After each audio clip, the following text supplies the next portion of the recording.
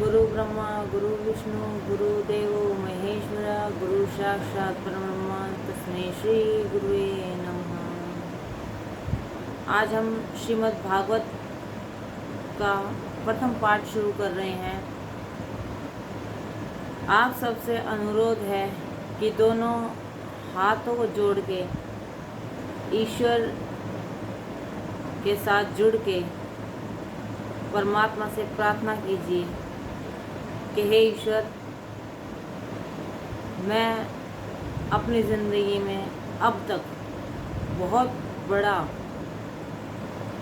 गलतियों का पिटारा रहा हूँ। आप आज से ही मेरे जीवन की सारी गलतियों को क्षमा करते हुए मेरी सभी इंद्रियों पर आप वास कीजिए और उसको सही रूप से संचालन करने का बीड़ा उठाइए। मैं जो हूँ जैसा हूँ सिर्फ आपका था, आपका हूँ और आपका ही रहूँगा। जय श्रीमद् भागवत। श्रीमद् भागवत रहस्य है प्रथम स्कंध। सत्कर्मों में अनेक विघ्न आते हैं, उन सभी के निवारण के लिए मंगलाचरण की आवश्यकता है। कथा में बैठने से पहले भी मंगलाचरण करो। शास्त्र कहते हैं कि देवगण भी सत्कर्म से विक्षेप करते हैं। देवों को ईर्ष्या होती है और नारायण का ध्यान यह करेगा तो यह भी अपने समान ही हो जाएगा। अतः देवों से भी प्रार्थना करनी आवश्यक है। हे देवों, हमारे सत्कर्म के विक्षेप न करना। सूर्य हमारा कल्याण करे, वरुण देव हम पर कृपा करे। जिसका मंगलमय आचरण उसका ध्यान करने से, उसे वंदन करने से, उसका स्मरण करने से मंगलाचरण होता है। उसका ध्यान करने से, उसे वंदन करने से, उसका स्मरण करने से मंगलाचरण होता है। जिसका आचरण मंगल है उसका मनन और चिंतन करना ही मंगलाचरण है। जैसे एक परमात्मा है, श्री कृष्ण का नाम और धाम मंगल है। शिवजी का सब कुछ अमंगल है, फिर भी उनका स्मरण मंगल है, क्योंकि उन्होंने काम को जलाकर भस्मीभूत कर दिया है। मनुष्य जब तक सकाम और तब तक उसका मंगल नहीं होता। ईश्वर पूर्णतः निष्काम है, अतः उनका ध्यान धरो, स्मरण करो। परमात्मा बुद्धि से परे श्री कृष्ण का ध्यान करने वाला निष्काम बनता है। श्री कृष्ण का सतत ध्यान न हो सके तो कोई आपत्ति नहीं है, किंतु जगत के स्त्री पुरुषों का ध्यान कभी ना करें। परमात्मा का ध्यान और चिंतन। मनुष्य का अपना अमंगल कार्य ही विघ्न करता होता है, किसी और का नहीं। प्रत्येक कार्य का आरंभ मंगलाचरण से करो। भागवत में 3 मंगलाचरण हैं। प्रथम स्कंद व्यासदेव का, द्वितीय स्कंद में सुखदेव जी का और समाप्ति में सूत जी का। शय्या में सोया हुआ मनुष्य पाप अधिक करता है। प्रभात के समय मंगलाचरण करो, मध्य में मंगलाचरण करो और रात में सोने से पहले मंगलाचरण करो। ध्यामी व्यास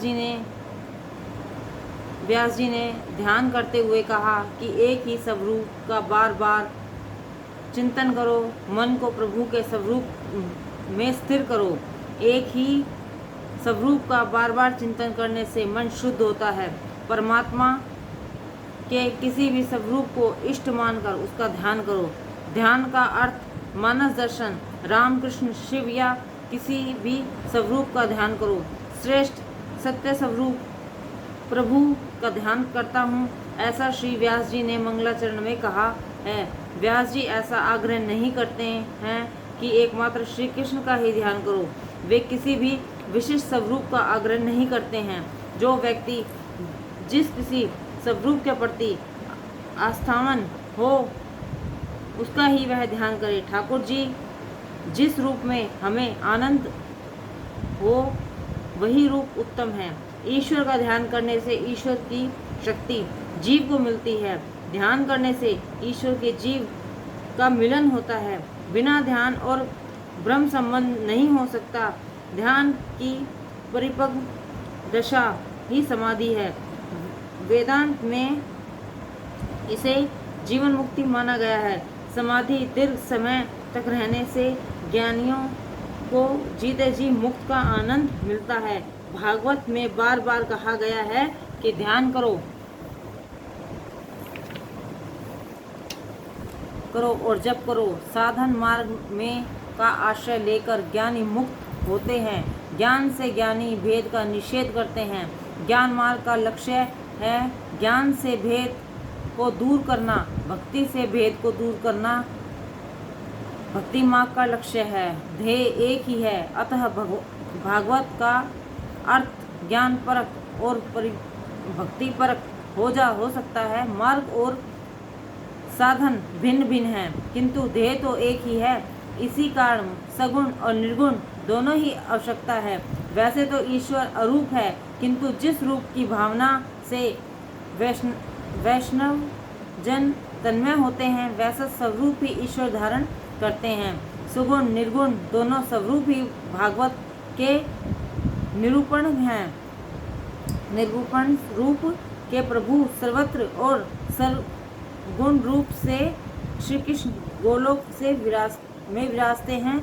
इष्टदेव ने पूर्णतः विश्वास रखकर ऐसा विश्वास रखो कि जगत के जड़ और चेतन सभी पदार्थों में प्रभु का वास मंगलाचरण सगुण निर्गुण परक अर्थ हो सकता है। क्रिया और लीला के अंतर हैं। प्रभु जो करे वह लीला और जीव को जो करे वो क्रिया है। क्रिया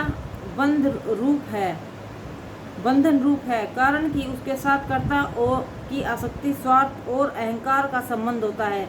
ईश्वर की लीला बंधन से मुक्त करती है। कारण यह है कि ईश्वर को स्वार्थ और अभिमान छू भी नहीं सकता। जिस कार्य को कर्तव्य का अभिमान नहीं होता वह लीला होती है। केवल जीवों को परमानंद का दान करने के लिए प्रभु लीला करते हैं। यही कारण है कि मक्खन चोरी, रास आदि सभी को व्यास जी लीला कहते हैं। श्री कृष्ण जी मक्खन की चोरी करते हैं, किंतु अपने लिए नहीं, मित्रों के लिए। व्यास जी ब्रह्मसूत्र से लिखते हैं, देवी जीवों के कल्याण करने के लिए भगवान लौकिक जीवों जैसी लीला करते हैं। जगत की उत्पत्ति लीला है, स्थिति लीला है और विनाश भी लीला ही है। विनाश में भी आनंद है। सबका दृष्टा मैं हूँ। मैं का नाश नहीं होता। अहम में का विनाश न हो, उसे भी ज्ञानी पुरुष लीला भी कहते हैं। मैं भी ईश्वर का अंश हूँ, किंतु यह मैं में अहंकार न बनना चाहिए। ब्रह्मा जी को देवदत्त का ज्ञान देने वाले और जगत की उत्पत्ति, स्थिति, संहार और कारणभूत श्री परमात्मा का हम ध्यान करते हैं। आदि कवि ब्रह्मा को जिस दिव्य ज्ञान का दान किया उसका वर्णन हम करते हैं। भगवान के ध्यान की तन्मयता न होगी तो संसार का ध्यान होता रहेगा। उसे छोड़ने का प्रयत्न करो। परमात्मा का सत्य स्वरूप सत्कर्म करते समय अनेक विघ्न उपस्थित होते हैं, जिनका नाश परमात्मा के ध्यान से होता है। मंगलाचरण में व्यास जी लिखते हैं, सत्यम परम धीमहि, सत्य स्वरूप परमात्मा का हम ध्यान करते हैं। सत्य स्वरूप परमात्मा का ध्यान करता हूँ, ऐसा श्री व्यास जी ने लिखा है। क्योंकि यदि वे कृष्ण का ही ध्यान करने की बात लिखते तो शिव भक्त, दैत्य भक्त, देवी भक्त आदि ऐसा मानते हैं कि भगवान तो श्री कृष्ण के भक्तों का ही ग्रंथ है। व्यास जी ने किसी विशिष्ट रूप से ध्यान का निर्देश नहीं किया, केवल सत्य स्वरूप प्रभु का ध्यान करने को ही कहा है। जिसे जिस किसी स्वरूप के प्रति आस्था हो उसी का ध्यान वह करे। संसार में विभिन्न लोगों की रुचि एक सी नहीं होती। शिव महिम स्रोत में कहा है, सगोपाग वेद, संख्या शास्त्र, योग शास्त्र, पशुपात शास्त्र, वैष्णव शास्त्र आदि भिन्न भिन्न शास्त्रों की आस्था वाले लोग अपने आप को सर्वोत्तम मानते हैं और अपनी अपनी मनोवृत्ति के अनुसार सरल या कठिन मार्ग बताते हैं। किंतु सच तो यह है कि इन सभी शास्त्रानुसार मतों का प्राप्ति स्थान लक्ष्य तो एक ही है। जिस तरह सरल और टेढ़ी मेढ़ी सभी नदियों एक ही समुद्र में जा मिलती हैं। श्री कृष्ण उद्धव जी से कहते हैं, उद्धव, यह सब जगत मिथ्या है, केवल मैं ही एक सत्य हूँ। जगत असत्य है, परमात्मा सत्य है। भूत, वर्तमान और भविष्य में जो एक ही स्वरूप धारण करे वही सत्य है। इसी से ही भगवान व्यास जी कहते हैं कि हम सत्य का ही ध्यान करते हैं, किसी और देव का नहीं। सो सत्य से ही स्नेह भाव रखो। यदि सुखी होना है तो सत्य स्वरूप परमात्मा के स्थान प्रेम करो। स्वप्न के टूट जाने के बाद जो सपन मिथ्या लगता है, वैसे ही भगवान का साक्षात्कार के बाद भी जगत मिथ्या ही लगता है। मनुष्य सदा एक स्वरूप में नहीं रहता, ईश्वर का ही स्वरूप है। उस पर काम, क्रोध, लोभ आदि असर नहीं डाल सकते। वह स्वयं आनंद रूप है। ईश्वर के बिना जो भी दिखाई देता है वह सब माया है, असत्य है और भास मात्र है। परमात्मा अविनाशी है, इसलिए उन्हीं से प्रेम करो। अंधेरे में रस्सी सर्प सी लगती है, किंतु प्रकाश होने पर, ज्ञान होने से ही यथार्थ स्वरूप का ज्ञान होता है। इस सपन जय की दृष्टि से ही इस असत्य संसार को अज्ञानी मानव सत्य मानता है। जगत का भास ईश्वर के प्रति अज्ञान होने के कारण ही होता है। ईश्वर का ज्ञान न होने से ही तुम्हें यह जगत सत्य लगता है। भागवत के प्रथम स्कंध के पहले अध्याय का 2 श्लोक भागवत का प्रस्तावन रूप है। भागवत का मुख्य विषय क्या है? भागवत का अधिकारी कौन है आदि का वर्णन इस 2 श्लोक में किया गया है। श्रीमद् भागवत में प्राणी मात्र पर दया करने वाले और मत्सर रहित सत्पुरुषों के एकमात्र आधार रूप ईश्वर, आधार रूप निष्काम परम धर्म वर्णित किया गया है, और जो परमार्थ रूप जानने योग्य परम सुखदायी आध्यात्मिक अधिभौतिक तथा अवैधिक ताप और हरने वाले उस परमात्मा रूप तत्व का भागवत में वर्णन किया गया है। जिस धर्म में कोई कपट नहीं, ऐसा निष्कपट धर्म भागवत का मुख्य विषय है। नारद जी ने वाल्मीकि जैसे राम मंत्र का जाप करने को कहा। वाल्मीकि ने मूल से राम के बदले मरा करा दिया और मरा मरा जपने लगा। फिर भी उनको फल तो राम के मंत्र का जाप का ही मिला। भागवत का फल और निष्काम भक्ति। भागवत का मुख्य विषय है निष्काम भक्ति। जहाँ भोगेच्छा और वहाँ भक्ति नहीं होती। भोग के लिए की गई भक्ति से भगवान प्रसन्न नहीं होते। भोग के लिए भक्ति करने वाले को संसार प्यारा है, भगवान नहीं। भगवान के लिए तो भक्ति करो। भक्ति का फल भगवान होना चाहिए, संसार सुख नहीं। मांगने से प्रेम की धारा टूट जाती है, प्रेम का प्रमाण घटने लगता है। इसलिए प्रभु से भी कुछ नहीं मांगो, भगवान को अपना ऋणी बनाओ। श्री रामचंद्र जी ने राज्याभिषेक के प्रसंग पर सभी वानरों को भेड़ दी, किंतु हनुमान जी को कुछ नहीं दिया। इस घटना से सीता जी को दुख हुआ। उन्होंने राम से कहा कि हनुमान को भी तो कुछ दीजिए। राम जी ने कहा कि उसे क्या दूं? उसने तो मुझे पर इतने उपकार किए हैं और मुझे ऋणी बनाया है। श्री राम हनुमान जी से कहते हैं, शुद्ध प्रेम में लेने की भावना नहीं होती, देने की भावना होती है। मोह भोग की इच्छा करता है, जबकि प्रेम भोग देता है। प्रेम में मांग नहीं होती, प्रेम में अपेक्षा का भाव जगा कि सच्चा प्रेम भागा ही समझें। भक्ति से मांगी हुई वस्तु मिलेगी तो जरूर, किंतु भगवान हाथ से निकल भागेंगे। नित्य देने वाला चला गया। सुदामा को भगवान के प्रति सच्ची भक्ति थी। वे दरिद्र थे।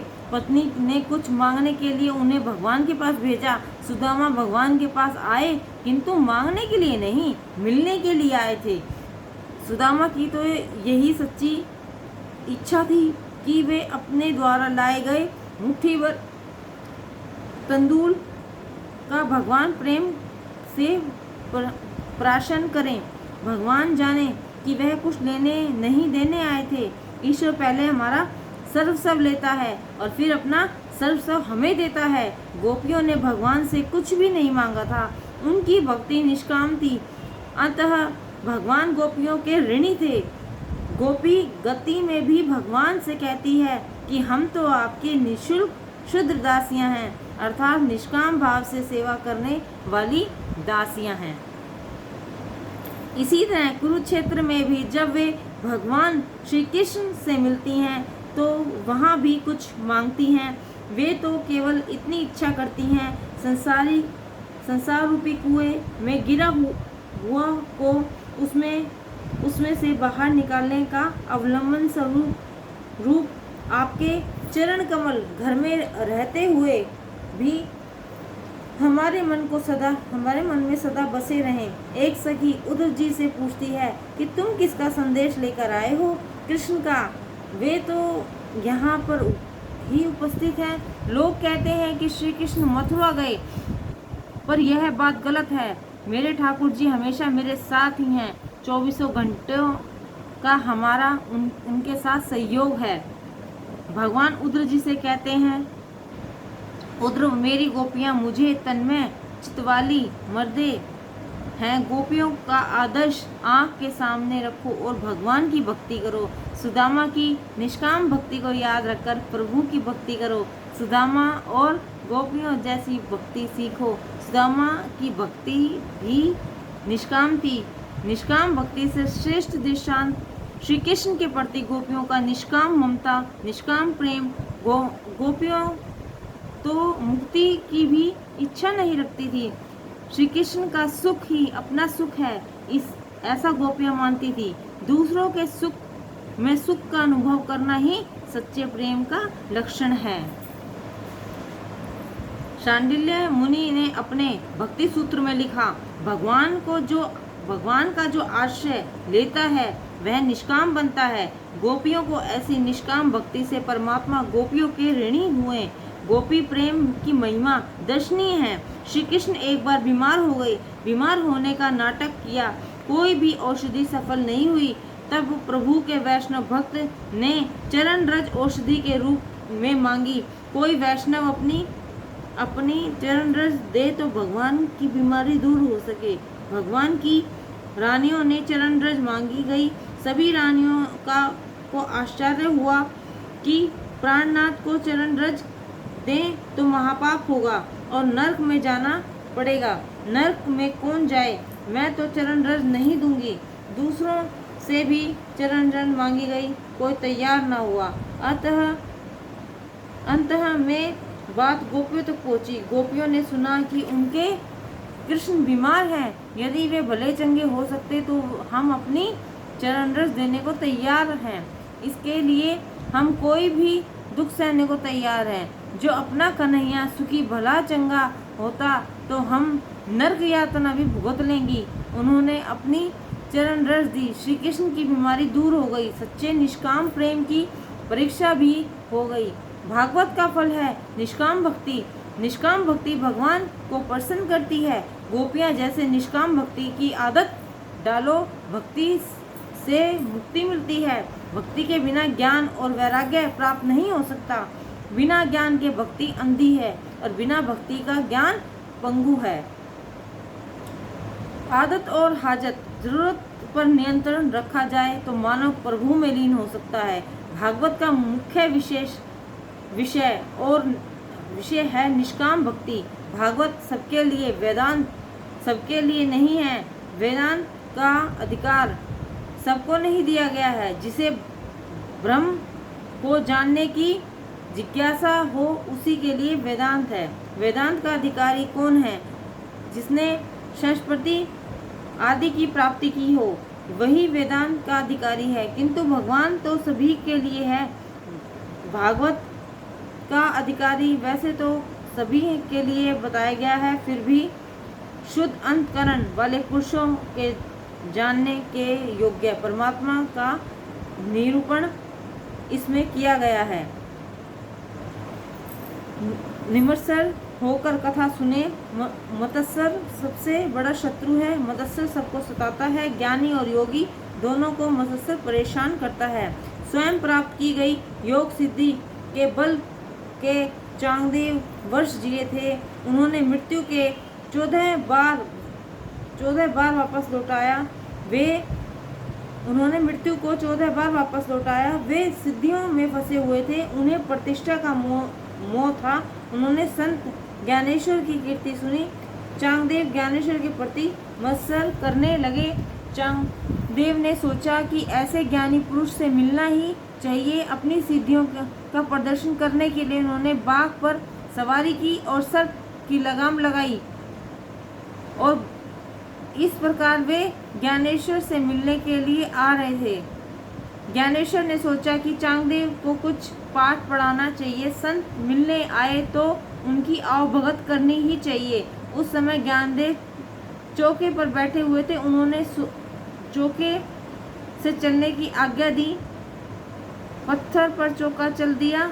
चौके को चलता हुआ देखकर चांगदेव का अभिमान नष्ट हो गया। चांगदेव ने महसूस किया कि मैंने तो इन पशुओं को ही वश में किया है, जबकि ज्ञानेश्वर के पास तो ऐसी शक्ति थी जो जड़ पदार्थ को भी चेतन बना देती है। दोनों का मिलन हुआ। चांगदेव ज्ञानेश्वर के शिष्य बन गए। मत्सर करने वालों के तो इहलोक और परलोक दोनों ही बिगड़ते हैं। मन से मत्सर मत कर रखो। मन से मत्सर निकाल दोगे तो मन मोहन का स्वरूप मन में सुदृढ़ होगा। जैसी भावना आप दूसरों के लिए रखोगे, वैसी ही भावना आपके लिए रखी जाएगी। नैमिषारण्य में ऋषियों का ब्रह्मास्त्र हुआ। उस ब्रह्मास्त्र में एक बार सूत जी पधारे। शौनकजी ने सूत जी से प्रश्न पूछा कि जीव मात्र का कल्याण कैसे हो सकता है। कल्याण का सुलभ और सरल मार्ग बताइए। मनुष्य मात्र के कल्याण का उपाय बताइए। कलयुग में शक्तिहीन मनुष्य भी जिसका उपयोग कर सके जैसा कोई साधन बताइए। इस कलयुग के मानव की मन बुद्धि और मन शक्ति है, सो कठिन मार्ग नहीं अपना सकेगा। शास्त्र कहता है कि 100 काम छोड़कर भोजन करो, 1000 काम छोड़कर स्नान करो, लाख काम छोड़कर दान करो और करोड़ काम छोड़कर के प्रभु का स्मरण करो, ध्यान करो, सेवा करो। घर के कामों को करने के बाद माला मत फेरो, किंतु प्रभु नाम का जाप करने के बाद सब काम करो। भगवान की मंगलमयी अवतार कथाओं का वर्णन करो। भगवान की लीला कथा सुनकर हम सभी तृप्त होते ही नहीं हैं। कलयुग में जब अधर्म बढ़ता है तब धर्म किसका आश्रय लेता है। प्रथम स्कंद का प्रथम अध्याय प्रश्न अध्याय कहलाता है। समुद्र पार करने वाले को जो जैसा कर्णधार का आसरा है, वैसे आप हमें मिले। आप भगवान हमारे केवट हैं। कुछ इस रीति से आप कथा सुने और जिसके हृदय द्रवित हो जाए, प्रभु के कृपा के कारण ही कृपा हमें मिले। परमात्मा से मिलने की आतुरता के कारण ही संत का मिलन होता है। जीव जब परमात्मा से मिलने के लिए आतुर होता है तो परमात्मा की कृपा से संत मिलते हैं। श्रवण के 3 प्रधान अंग हैं। श्रद्धा, श्रोता को चाहिए कि वे मन से एकाग्र करके श्रद्धा से कथा सुने। जिज्ञासा, श्रोता जिज्ञासा होना चाहिए। जिज्ञासा के अभाव से मन एकाग्र नहीं होगा और कथा को कोई असर भी नहीं होगा। बहुत कुछ जानने की जिज्ञासा न होगी तो कथा श्रवण से कोई विशेष लाभ न होगा। निम्रता, श्रोता के मन में जगत में किसी भी जीव के प्रति मत्सर नहीं होना चाहिए। कथा में दीन और विनम्र होकर जाना चाहिए। पाप को छोड़कर भगवान से मिलने के लिए सिर्फ आतुरता की भावना से कथा श्रवण करोगे तो भगवान के दर्शन जरूर होंगे। जय श्री कृष्ण। आगे का भाग हम कल आपको फिर से सुनाएंगे। बस आज जितनी भी कथा कही उसका सिर्फ और सिर्फ मतलब ये था कि इंसान को अपनी हर स्थिति भगवान के ऊपर छोड़ देनी चाहिए, क्योंकि उससे अच्छा और उससे अच्छा आपका साथी कोई नहीं है। जय श्री कृष्णा।